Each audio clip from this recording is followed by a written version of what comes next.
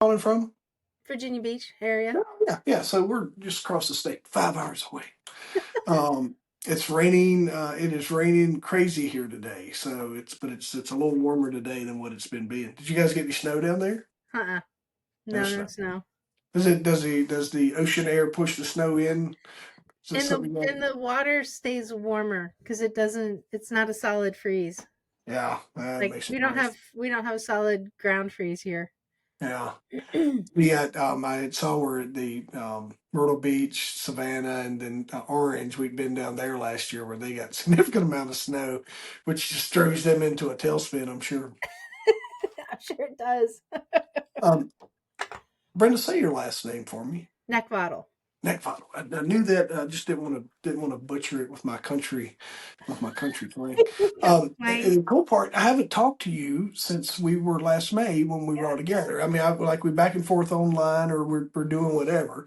Um, you had a really cool story today. You got your book. We'll get to those. But like, tell me like what's a day in your life look like? Oh, day of my life. My life. Well, I'm a serial entrepreneur, not just a human results professional, but Uh, I wake up and I touch every single one of my businesses in some format or another. I really like the challenge of diversifying income and revenue and balanced out with dealing with people and balanced out with not dealing with people. You know? What is your businesses? How many and what are they? How many you got? I have about five. Really? I do. Uh, And they're all um, small businesses, but they're all, they're profitable. Yeah, more or less, there's a couple of components that are wrapped into some of them, but like I do some marketing education, I do the leadership coaching and development side. I still consult on crisis management. yeah. Um, I have a microgreens business. I have a snarky greeting card business. I have a natural skincare business, and I'm also a swing investor too. So Do I you do you run those as a team, or is it something you just got low touch points on, or what I is that? have a couple of people that I contract in, but for the most part, it's me. But I Yeah. just have really great systems and processes in place that help me keep the ball rolling. W- Did you find the systems and processes first, or did you find the business first?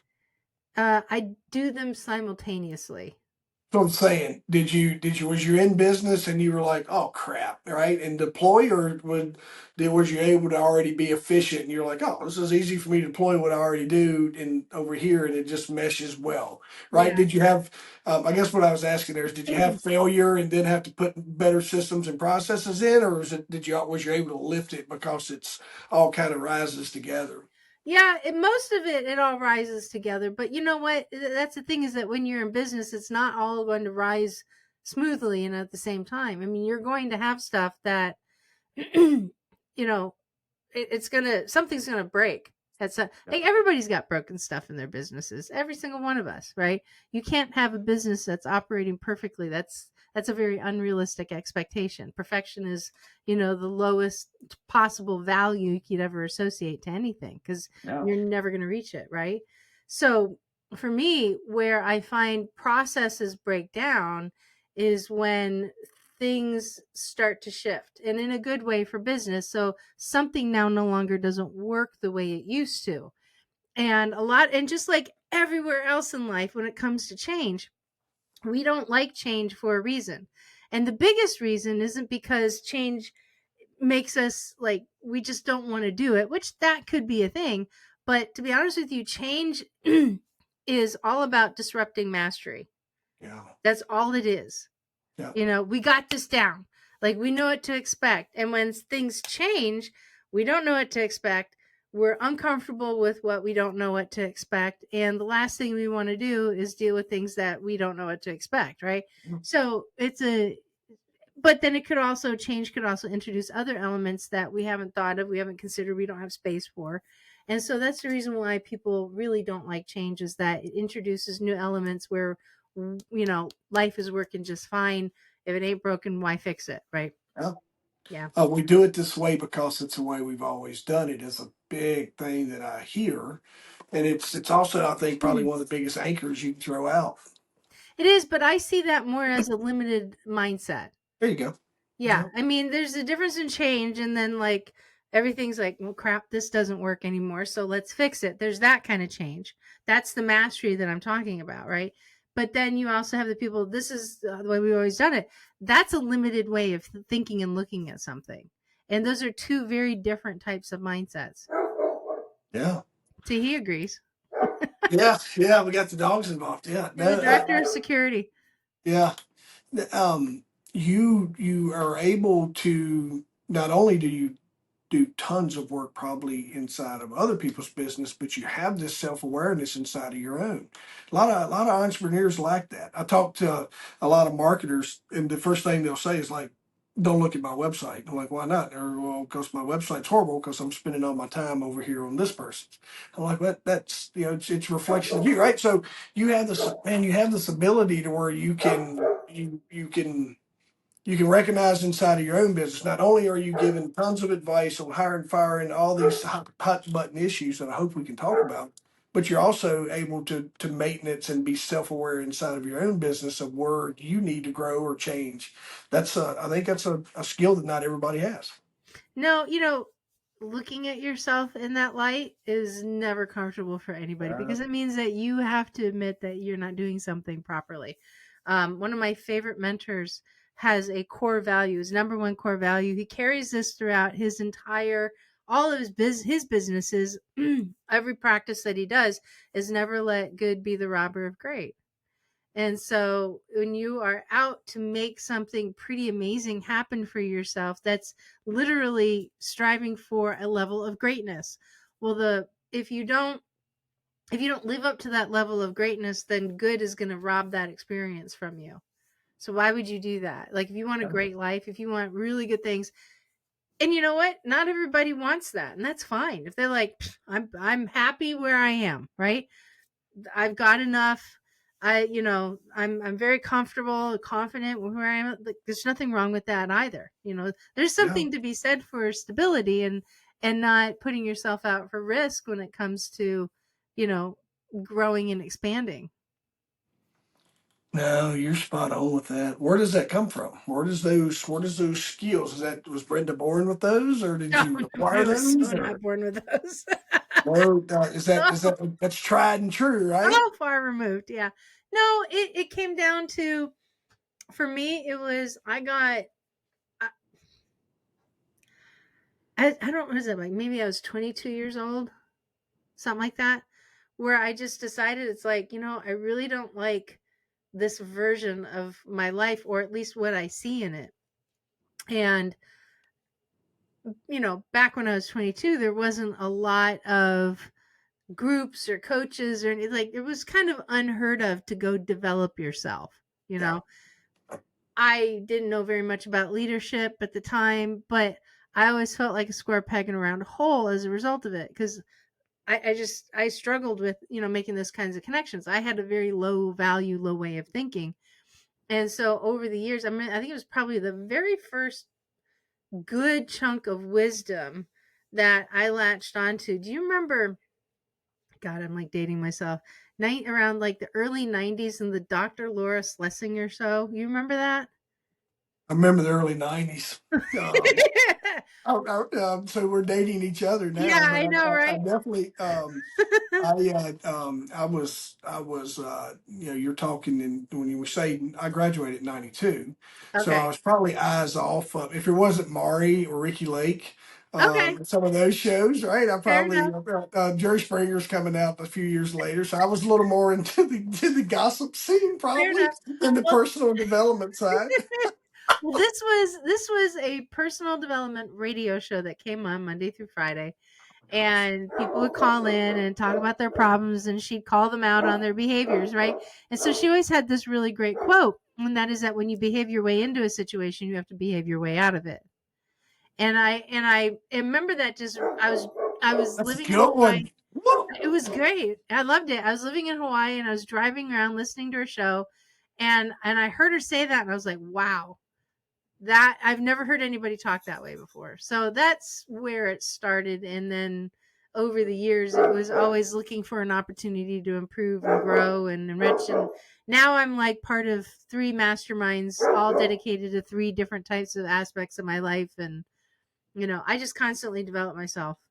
Yeah, same. I'm not in 3, but I'm in some significant ones where it's constant. Even in the groups that we worked around, just those little nuggets from Johnny each day, or we jump in and it's not as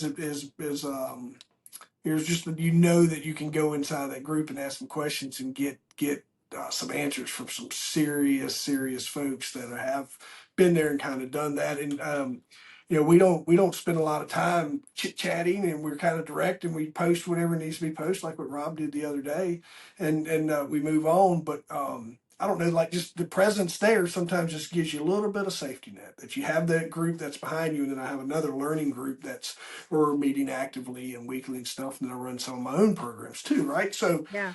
to speak to what you're talking about, even just running my own programs, I got to go learn, I got to go teach, I have to go mentally prepared, and a lot of times it's areas where I may not necessarily be comfortable, like. Um, especially when you get into some of this past history things along those lines, and you're just trying to. And what I learned is me just talking about my story and things along those lines has been just super therapeutic for me, and I'm helping people along the way. Then you transfer that around to the business side of I know enough about finance, enough about business, but it's uncomfortable, and life is nudging me to learn more about it. And so I've been teaching more about it because I'm in business and I have to keep up with my own numbers. So versus me hiding under the covers and seeing if I can get someone else to do it, I've been just kind of embracing it and trying to go teach more people just basic business finance because it allows me to have those, get used to those uncomfortable and which becomes comfortable conversations. Yeah. My big shift for this year, I took on, I'm really, really more of an ops person. Like something needs to get done, I'm going to go do it. I'm a big doer, Yeah. right? And for a long time, I pushed back on being the prime driver of making sales. And I'm like, this has got to shift. And it's not that I hadn't been doing a good job, it just wasn't where I was living. And so I decided, because I don't like the concept of selling, Yeah. I don't like sales, right? Mm-hmm. I Okay. really don't. And it just, it's, and probably the biggest reason is that I don't feel authentic when I'm doing sales as I've been quote unquote taught. So I decided to make a shift. And so basically for 2025, my in this dance of business that we're doing, the foot that I lead with is developing new business. Yeah. Not developing a new business. I'm talking about developing new revenue, developing new, and just putting that at the forefront. And it's been it's been an amazing shift. And some people are like, well, duh. But the thing is that I Yeah, have it's these still done. processes in the Yeah. background because now I can focus in on developing more revenue because I know my processes, my automation, my AI that I have working, like all the things that I have working.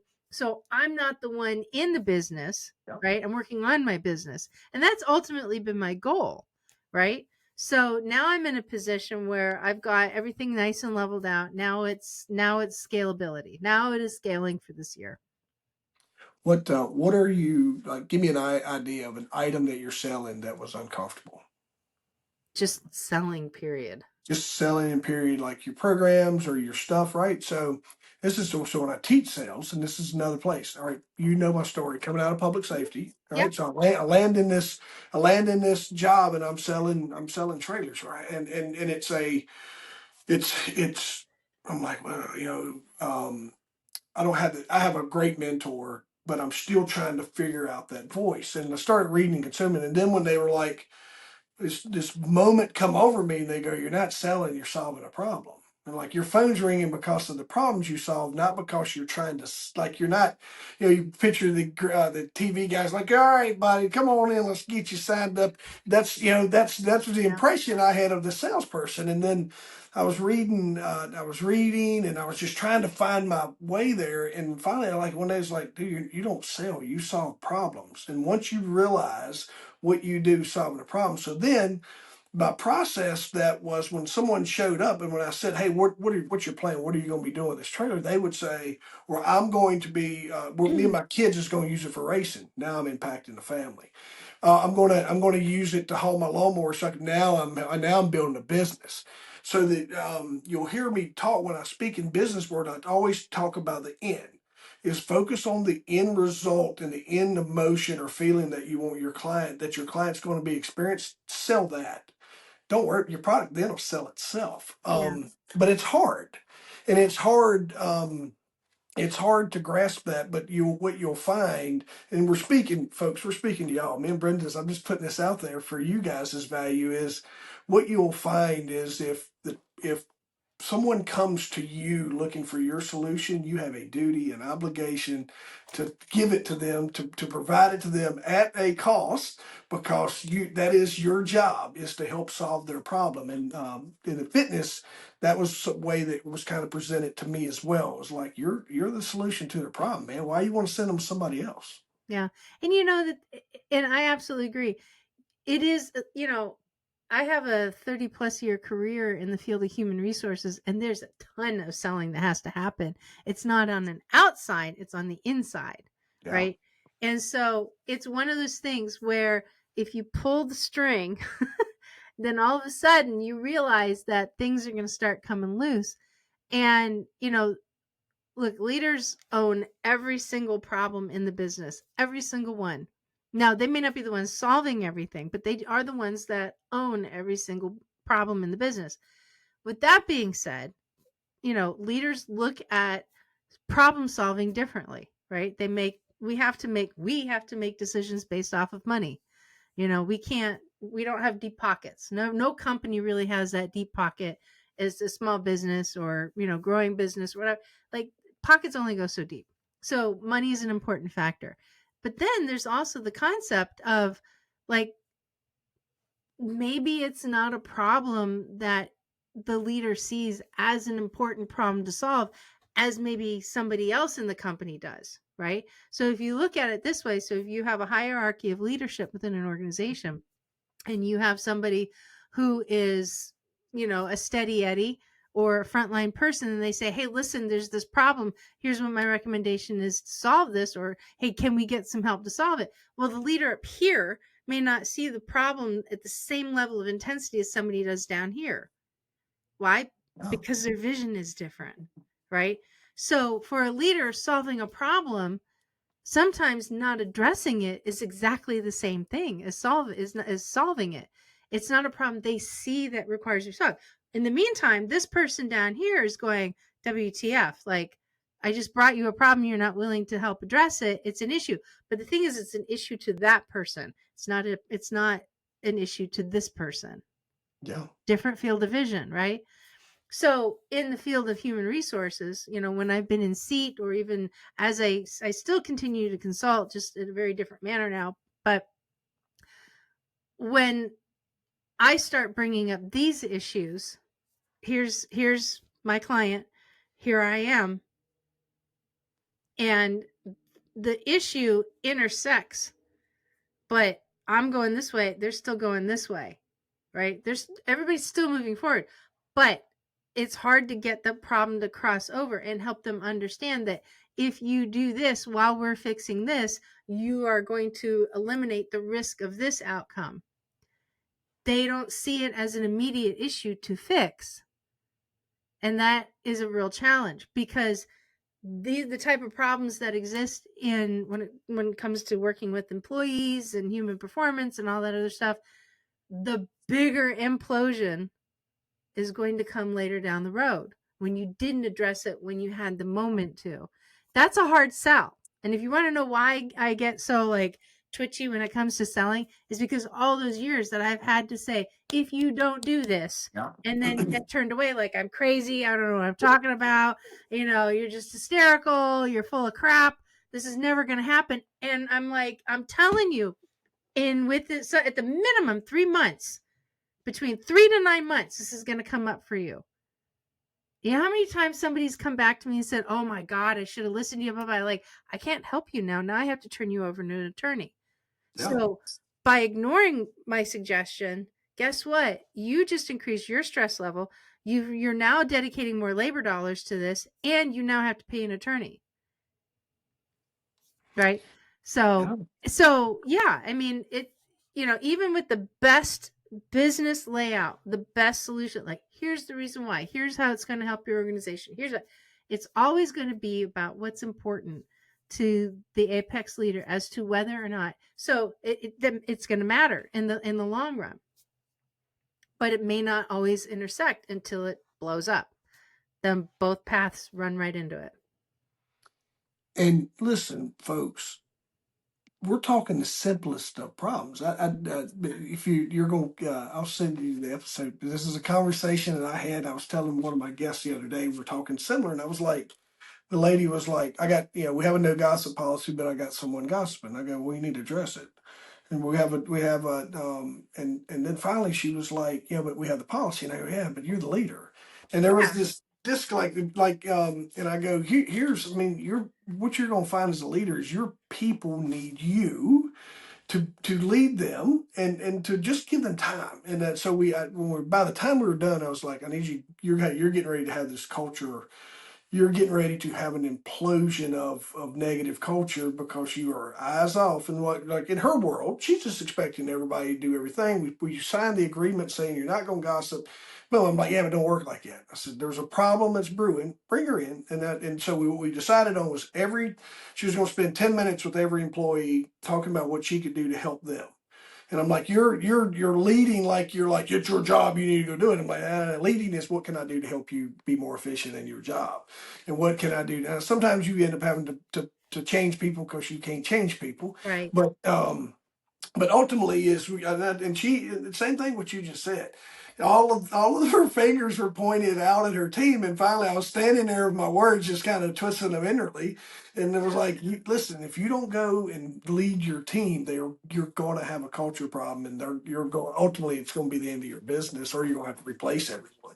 So I hope she did. She's supposed to loop back in with me, and I hope that she did, because this was not we're talking everyday small business, probably shoestring income, enough to where everybody's making money, but they don't have a lot of room for error. And sometimes we're not talking Fortune 500 and some of the other places that you've worked. Right. Yeah. I remember, so I have like two stories that are very specific to this example that I can Now, talk hold on. Let me tell the audience this. Brenda's stories will absolutely blow your mind. So make sure I've heard her speak, all right? So don't be like, oh, it's just some lady's gonna tell me some boring human HR stuff around the water cooler. I was sitting there going, holy crap, I gotta go on after this. Are you kidding me? So don't just fast forward. Brenda's stories will absolutely have you on the edge of your seat. So do you want me to start with the lesser of the two, or do you want me to Oh, bring the Mac Daddy one home first? no, it's your story. Hey, this, all right, you start where you want to, but just folks, just know there's more coming. Because I was like, you sit there and you're like listening, and this is me in the audience that day, and I was going, and I found myself, and I was standing, but I'm trying to get closer to you because I'm going, are you kidding me? Are you kidding I me? I know. It's really funny. It's like I have this thing about me. It's like people are like, yeah, yeah, yeah, speaker, she's got it. Yeah, but then you get me up on stage, and then I start just like getting Yes. into it. People are like, oh my gosh, right? It was like a murder mystery that was unfolding, right? There was this man, I was going, yeah, and the cop in me, the police, because very intuitive, and I follow my gut, and I'm going, I feel like I need to call, and we need to get on this case. I know that day I could hear heartbeats. That was Yes. so funny from the All stage. right, so So don't tune out because you think we're now getting ready to bore you with some here it craziness. comes. Here it This is the comes. sweet spots. Here it comes. Well, here's the thing. Like everybody can relate to these two stories, right? So the first one is I got a phone call from a business owner down south, and he's like, "Hey, listen," he says, "I have a toxic employee that I want to get rid of." And I'm like, "Okay, well, help me understand, why is this person toxic?" And they said, "Well, they're no longer doing the job. They're pushing back. They're getting really sassy with us, and quite frankly, we've kind of had it." And I'm like, "Okay, so is this a W-2 employee versus a 1099?" He says, well, he said, "Well, we started that way." And I'm like, oh, all right, well, tell me about that. And he's like, well, we gave her, we brought her in, we hired her as a W-2, and a couple weeks ago we had to convert her to a 1099. And I said, well, why?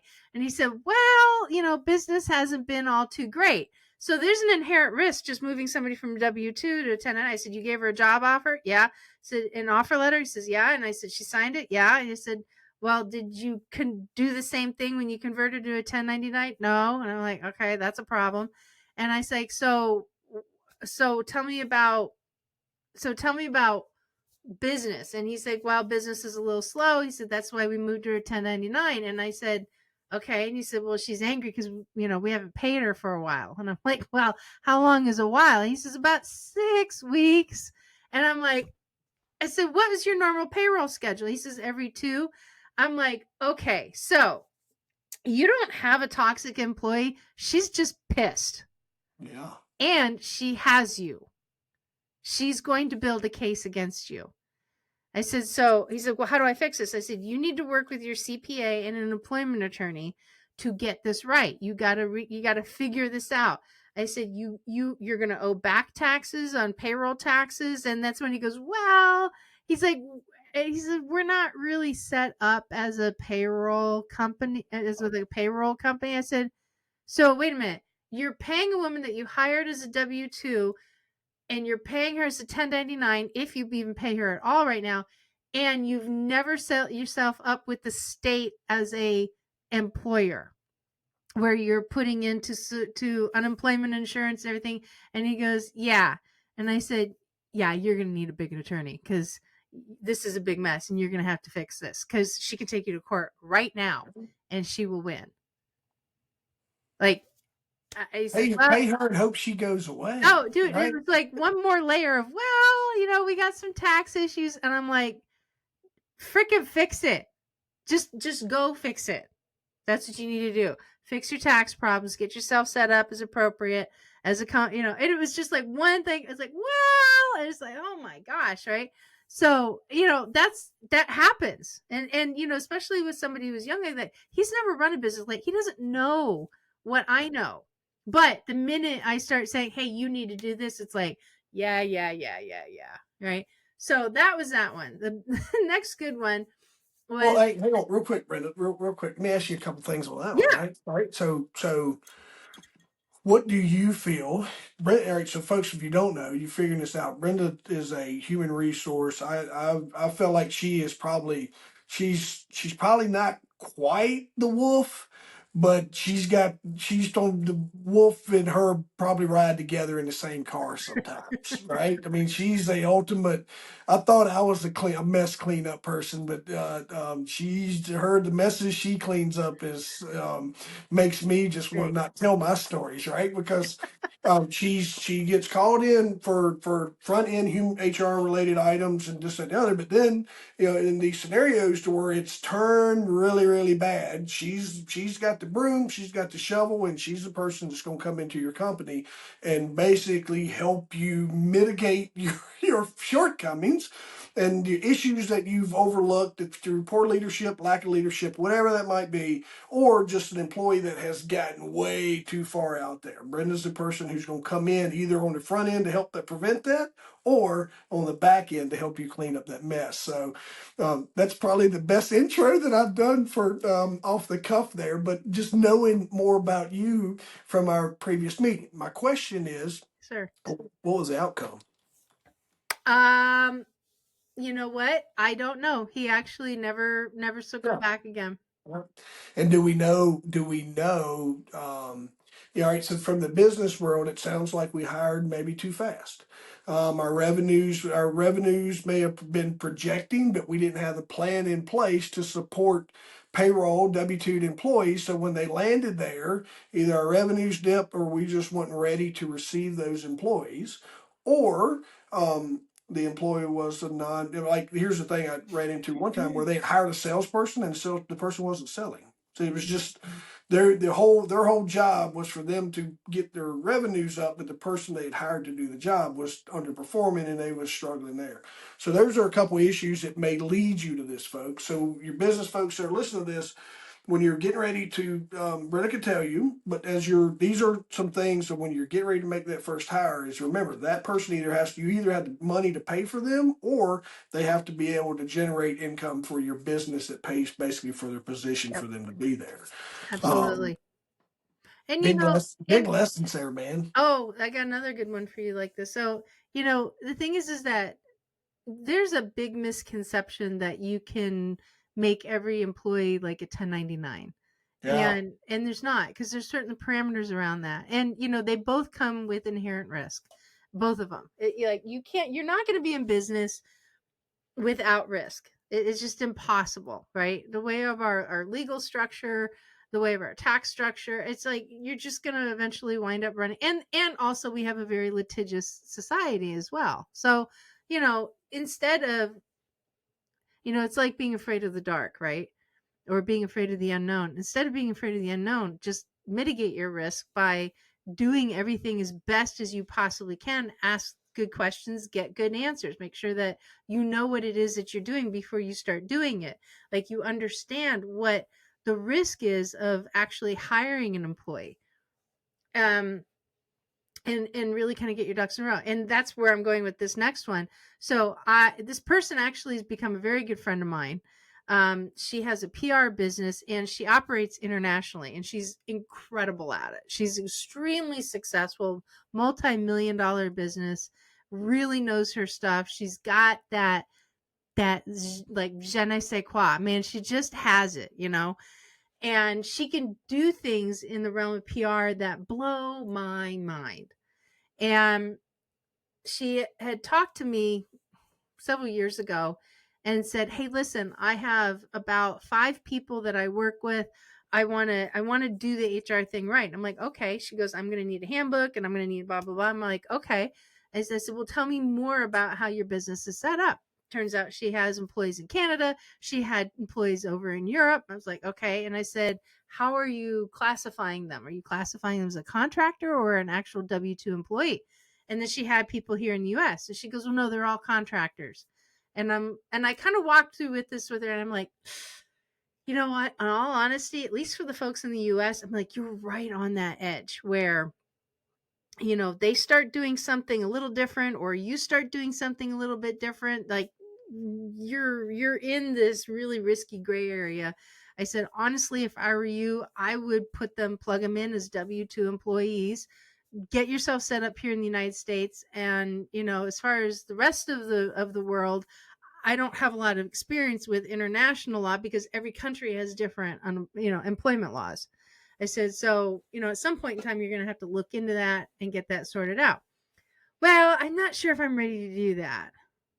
I'm like, okay, so let me tell you what you're going to be up against. And I ran down a list of issues. She's like, well, my employees just love me. They're going to be fine. They're never going to turn on me. Okay. Yeah. 3 months later, boom, I get the panicked phone call. Oh my God. I don't know what to do. My people in Canada turned on me. The people here in the United States are turning on me. And I haven't even talked to the people over in Europe. And I'm like, okay, so tell me what's going on. They said that I'm not paying them enough, that I'm not paying them overtime properly. And I said, okay, so this is an easy fix, but unfortunately you won't be able to work through me. Now you have to work through an attorney. So I got her an attorney, a really, really good one. And this is like probably a $25,000, $35,000 fix. So ultimately, at the end of the day, she sent me a letter. She's like, here, I want you to work with my ops person. Whose ops person was in like Ecuador. And so we were on the phone. She goes, we got this letter from the state of New York and we don't understand it. I'm like, okay. And I read it and I'm like, do you guys not have workman's compensation insurance? No. I said, well, how long have you had W-2 employees in the United States?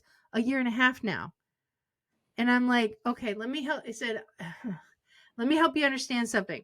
When you don't have workers' compensation insurance and you have W-2 employees, every state, that is a criminal offense. They're like, what? Said the C word, Brent.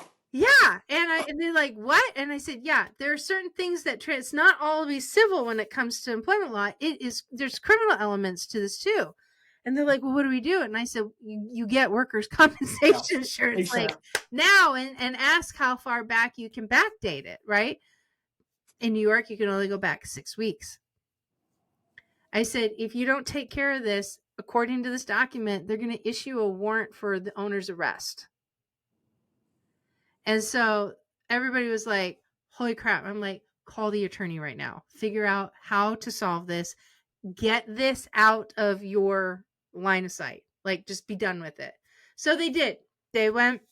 I know she didn't get arrested, right? So apparently they fixed it. New York must have slapped him on the wrist with something, but Well, um, Brenda, a lot of times that's when you say slap on the wrist, you have to go to jail, but the fine is life changing, it is. It's a right? lot of money. Yeah, they don't. If we folks don't like, hey, it's paid to play this and the other, like it's probably a couple $100,000 fine for that long I thing. don't think that I wouldn't imagine it being that long, that much for that duration of time. But they're not going to get away with it. I mean, they're not going to walk out of it without feeling the burn. I don't Yeah, think a couple $100,000 is realistic. Probably about a good, maybe a, 10 to 20. I could see. yeah, That's still sizable. That's still yeah. painful. No First matter of no all, matter what size of the company. not necessarily so bad for her multi-million-dollar business, but here's when you say multi-million-dollar business, they have bills too. Absolutely. And even for multi-million-dollar business, Yeah. that if they could struck a check in the drop of a hat for $10,000 and it doesn't really impact the bottom line. But the thing is that the sting actually will always stay with the leader that had to deal with that. There's an emotional penalty that comes along with it. A lot of folks don't know. They think that most time if you're a single owner, you can get by. But soon as you add employee and you go to get workers' comp, the policy's for you as well. And in Virginia, especially, like so, it's the owner's covered under that policy. Two, once you add that first employee, so it Yeah, becomes, and it's based off the number of people. yeah. All right, so I mean, that's a lot of cleanup. I mean, you got different. Not only we're in U.S. law, but I hope there are companies domestic here, but you got employees all over. That sounds like a cleanup. Is that cleanup? Is that what does That that was look just like? clean up in the United States. They still had to deal with Canada. They still had to deal with the other countries because she didn't do it right, And lesson learned. Now she's straight as an arrow. Like it's a lesson she will never forget. Yeah, But in all fairness, we all have those lessons. Those lessons yeah. that we'll never forget, right? People in your life, experiences in your life are either a blessing or a lesson, right? One of the two. Lady messaged me. I had a question about some regulatory stuff, and I knew that she had kind of like what we're talking about here, where I'm like, you've been through this. What's the title of this particular thing? And she messaged me back. She told me, but then she messaged like, hey, that business is no longer operational, and it was a lot of stress and different things. And this is what I told her. She's like, I don't know if I'll ever get in my own business again. I might go work part time for someone. And I messaged her back, and I go, nobody's embarrassed by this. Don't discount all those lessons you learned that can help move you forward. It's just we're all gonna learn them in some capacity. Either I'm gonna pay you, Brenda, to learn these lessons and teach me these lessons, or I'm gonna do it the way that just happens. Some way, somehow, Yeah. you're going to learn that lesson. So don't just walk away from oh crap, I never. Time goes on, right? And yeah, so what? You fell short. Forgive yourself, forgive everybody else around you, and move forward with the lessons learned that like what your friend did, where they can deploy that. Yeah, absolutely. Oh man! And the other thing in business, like you said, you hit it right there. Most of the time when I teach, I'm like, listen, in business, ain't nothing we can't figure out. If it's this, that, or other, 9 times out of 10, a little bit it might cost us a little bit of money on this lesson we learned, but we can move on. That's one of the jailable ones, right? That comes with a warrant. Yeah. So thankfully all that worked out. But Can you that imagine? Can you imagine being in jail and there you're in that cell, right, Brenda? And no. everybody's like, "What you know? What I'm like, I killed a guy. I'm the man." And they get over to me and they're like, "All right, big guy, what you got?" And I'm like, "Freaking workers comp, right?" So it's another. So Yeah, just I'm a keep on. badass. Yes, I I didn't pay I my punched on my. insurance. Yeah, hey, and I don't mind doing it again if I need to, because I'm hard. All right, I'll do. Can you imagine having to be cell blocked with some of the baddest in the Oh world? my god. They get I when you're in. know. Yeah, they'll daisy chain them together, and they're going into court. And they all do their appearance count at one time, and they read off the charges. And here I am, I'm 5'7" on my best day if I'm wearing the right shoes. So I'm wearing flip flops in the middle of this line, and so I'm about 5'5" around all these other guys, and they get down to me, and they're like, "Mr. Robertson, workers' comp fraud." And I'm like, and I've been bullsh crapping all the guys that's in the cell, and they're like, "You told us you kill people, man." I'm like, Not yet. Jeez. Oh my gosh. Well, here's something else that happens when people when they go through stuff like this, right? When it hits the fan, especially when I've told them, if you do this, this is what you're gonna. If you do this or don't do this, this is what you're gonna. I'm not a yes person in HR. I've never been oh, that way. wow. I'm here to help you like get out of your own way. And there are times where people take it, other times that they don't. Okay, but then what happens is you said it earlier, like there's nobody here being embarrassed about this but you. And as an owner, that is a horrible thing to feel. It will literally rock your self-confidence. You can rock yourself right out of your own self-confidence. And what I ultimately find, tell people, it's like, listen, just like what you said, there's very little here in the realm of HR that we can't fix. We what we can't fix is when we lose an employee's life. Yeah. Like life is the one thing I can't fix. Everything else is solvable, right? Everything else is solvable. I mean, I even have stuff that's going on in my world. I don't like it. It's uncomfortable. I don't want to deal with it. I've been, there's some things that I procrastinate on too, just because I'm not in a mental space to deal with it. But at the end of the day, I can still deal with it, right? I may wind up separating myself from a little extra cash to do it, but okay. I mean, we all have that, but that is not an excuse to lean on consistently, because ultimately what's going to happen is that things are just going to get worse for you. And I take my own advice on that too, right? So the things that are broken and not addressed in business, you have time, but you're playing beat the clock until you actually are face to face with those consequences. And there isn't anybody on this planet that is an exception to that last statement. Yeah. You've what with your friend there? Did the business continue to grow? Oh yeah. All the things? No. So just yeah. So we want to. I want to exclamation point that like, hey, Yeah, it there was a was a hiccup. big deal for this conversation, but a hiccup in the road in the grand scheme of things. Yeah. It's a Um, lesson learned. Everybody moves on. And we all have them in business. Every single one of us has them in business. what do you in your HR stuff? It's all consulting work, right? Or speaking and teaching. Am I A right lot there? Or of is I that, get contracted to teach. I get contracted to speak, and I get contracted to a lot more coaching and a yeah, lot more crisis counseling, or crisis not counseling, but crisis management. I've been working on a project for a year right now of a employer who had an employee that launched a very vicious viral campaign against them, and cancel culture is a real thing. The yeah, good news is that the owners of this business were not willing to back down. They wound up taking the employee to court. They won. The employee is not going to be able to pay for the damages. And at the same time, they worked hard to.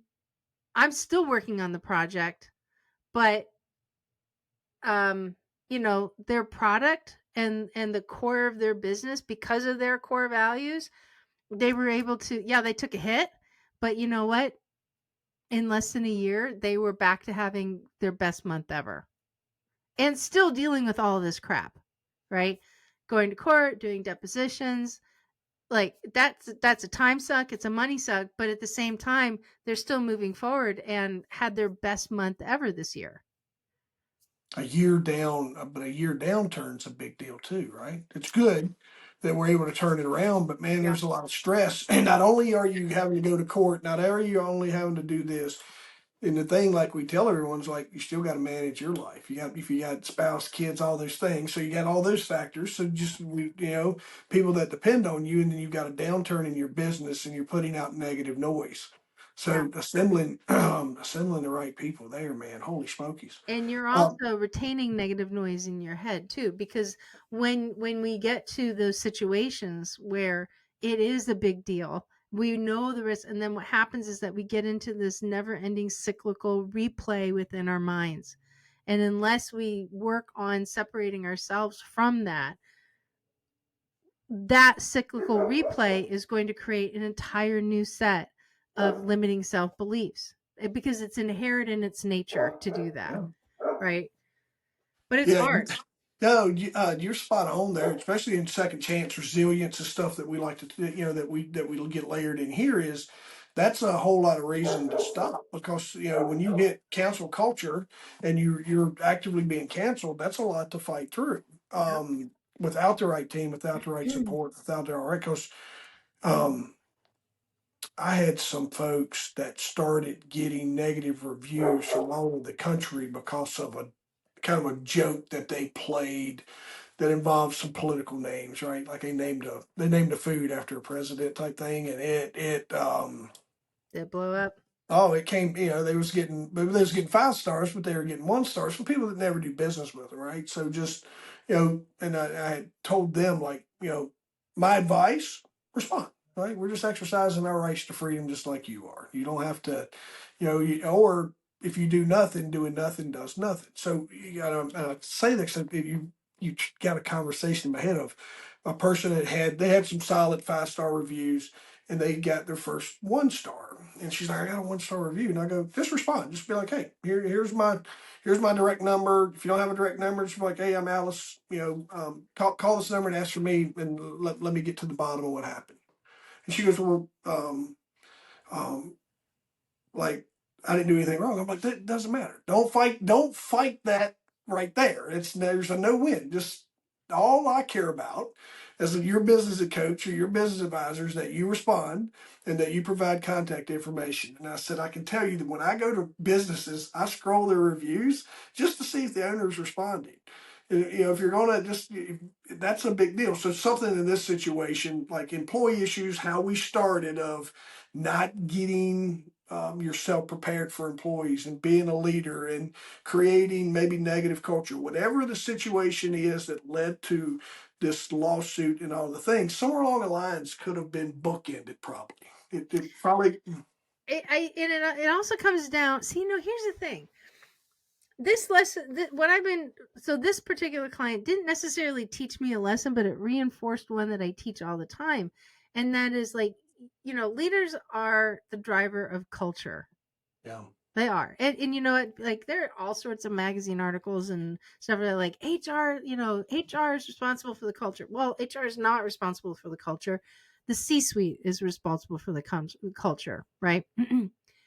But when you're bringing people in who don't align with your company core values, then you're going to get that person that seems to like there's something that I've taught for years. It's like just because you can doesn't mean you should. yeah, And then you're going to wind up having this person coming in because they think that they got, you know, tricked or they're disgruntled or something. You can't solve that all the time. Right? You can't change a person. And that's what I deal with a lot. Like, when I teach people how to deal with difficult personalities, right? There's there's a generation of people, and I fall into that category, you fall into this category, right? Gen Xers and up, like we were taught that, if there must be something that we've done that has created this situation. And although leaders are responsible for everything that happens in the business, there's a point where that last statement that we must have done something, that's where it stops, right? If we're engaging, if we're having the right conversations with people, if we're holding people accountable and they're still not doing what they're doing, that's not on us. That is an individual's will at that point. So how do you deal with that will? I mean, now we're dealing with a higher level of narcissism within our own employees. I mean, you can't walk around a corner or take a look at anything on social media without running into it at some point in time, right? That's not on us, that is on them. But there are ways to work around that, and I have a course that actually I'm going to give it as a gift to your listeners here in a little bit. Yeah, it's a freebie, and it's going to help you like have a better communication with people who are not, willing to come to the table and tend to be more problematic. And you heard me say one of the phrases already. It's called the course called Impact Scripts, and the sentence that you heard me say earlier is like, well, help me understand. Like, help me understand what's going on. Help me understand how did we get here. Help me understand who all is involved. Help me understand why this person did this, right? Help me understand why there's missing information right here. And it's a way of cutting through to the drama and getting to the heart and the root of the question, because you're not addressing the drama, you're addressing the actual issue. And when you phrase it in that way, you'd be amazed. I've been using this phrase for over 20 years. It's a miracle phrase, right? I absolutely love it. So you can find this course over at heybrenda.com, because I joke around and say this is my Hey Brenda hotline every time I answer my phone, right? So you can go to heybrenda.com. You go ahead and put in like, what was the one thing that you heard that wowed you today? And then you put in your name and your address, and then it'll give you access to this course. So this is my gift to you guys listening and being an awesome crew. But Yeah. but at some point in time, the other person, there's a level of responsibility that is involved with the other person.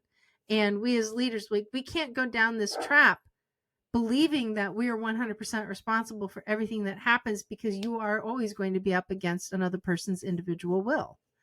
It is our responsibility to address the issue, but it's not always our responsibility to fix the issue. Big deal.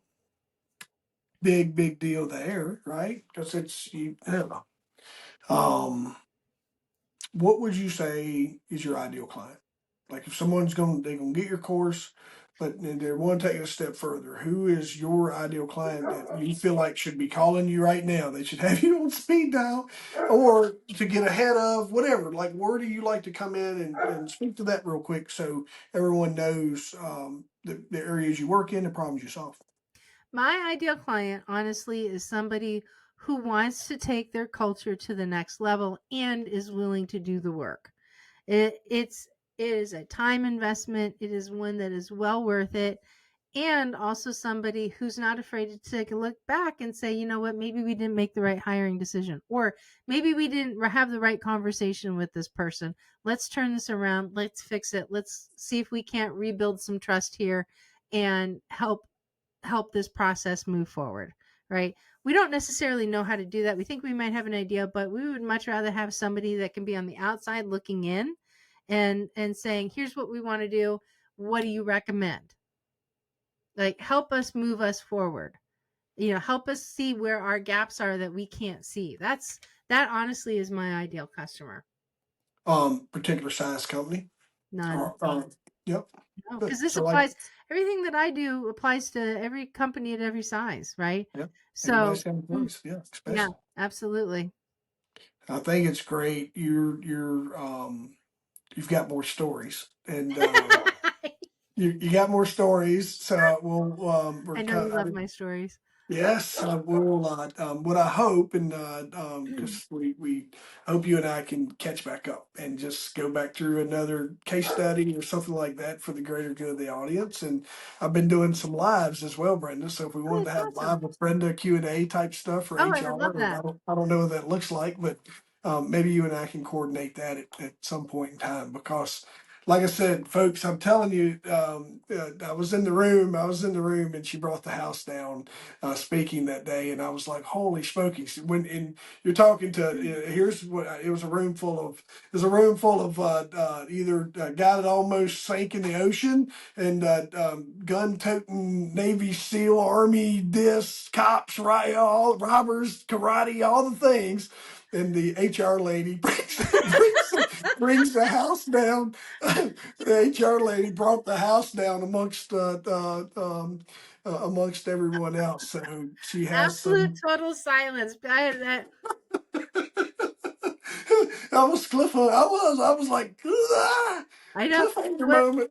I'm telling you. When I speak, it's really funny. Ah, So I have a friend of mine. His name is Nick Santos Nastasso, and Nick was born no arms, no legs, one arm, no hand, and one finger. Right. And he's like he toured on stage with Tony Robbins and speaking. Right now, he's the number one in demand speaker in China right now, yeah, and he's absolutely awesome. And he and I worked together on improving my transformational style of speaking. But I told him, and I said, before he even saw me get up on stage, I said the one thing that I see is that every time I get on stage, I see everybody's set of eyes. I do not see this. I do not see foreheads in a phone or the top of, or bald spots. I actually see everybody's eyes. And when I'm in my flow and I take a second, when I realize that, I have to like really watch myself, because I can literally intimidate myself when I realize that every set of eyes, like yeah, I've got them wrapped. So then I go up on stage and he goes, "Oh my gosh." He's like, "You are right." He says, "You do that." And I'm like, I absolutely love going up and speaking. And I talk about the things that I talk about, things I experience is like every business owner's nightmare come true. yeah. Well, Yeah. and hey, I've been an employee too, right? I mean, Yeah. and I've dealt with in law enforcement. Like we picked the pieces up in the aftermath of this, and you've been, so I was like, holy wow, right? You're there. You're the last hope before all is burned down and on national media for this Yeah. company. Oh, such an amazing story. So we'll loop back in. We'll grab one of those 7 p.m. live slots or Oh, something or that'd other. be, I would love Yeah, that. we'll promote it up, and then that way we can get your your most asked or dying HR questions. Um, and when I say dying, I shouldn't have said that word, right? Because it's workplace violence is Oh, can be and a like right. So I've lost employees too. Had two die within 48 hours of each other. yeah. Yeah. That was a rough week. So I mean, yeah, there's very little I haven't experienced, and people are just like, "How did you get involved in all that?" I'm like, I got a job. This is what happens. I'll have to I'll use AI to craft a cool little reel for your friend being in Prison Orange, just explaining her side of how bad she was. So, man, thank you. I'm serious. Like, really amazing conversation. I know you a little better than some of my guests, and you absolutely bring the house down wherever you show up at. So, thank you for spending some time with us and making us better. And then I hope for our next session, we'll get that in the books at some point in time so we can come back on and Oh, I keep the love it. conversation going. Appreciate you. Thank you so Thank much. you.